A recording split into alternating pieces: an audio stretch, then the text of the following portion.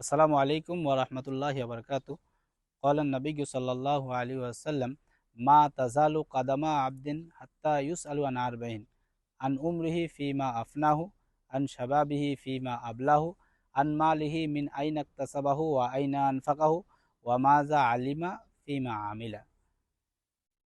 হুজুরে পাক সাল্লাল্লাহু আলাইহি ওয়াসাল্লাম পবিত্র জুবানে বলেন যে কাল কিয়ামতের মাঠে বনি আদম আদম সন্তান ততক্ষণ পর্যন্ত নিজের জায়গা থেকে পা হিলাইতে পারবে না যতক্ষণ পর্যন্ত চারটি প্রশ্নের উত্তর না দেয়।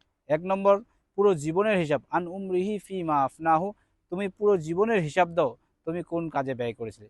দ্বিতীয়, আন শাবাবিহি ফি মা আবলাহু, তোমার যৌবনকাল যুবককালের হিসাব দাও তোমার যৌবনকাল কোন কাজে ব্যয় করেছিলে। তৃতীয়, আন মালিহি মিন আইনা ইকতাসাবাহু ওয়া আইনা আনফাকাহু, এবং তৃতীয় প্রশ্ন করা হবে যে তুমি তোমার মাল হালালভাবে উপার্জন করেছিলে না হারামভাবে, আর কোথায় খরচ করেছিলে, হালাল জায়গায় না হারাম জায়গায়। চতুর্থ প্রশ্ন হবে ওয়ামাজা আলিমা ফিমা আমিলা, চতুর্থ প্রশ্ন হচ্ছে তুমি যতটুকু জ্ঞান অর্জন করেছিলে তার উপর কতটুকু আমল করেছো।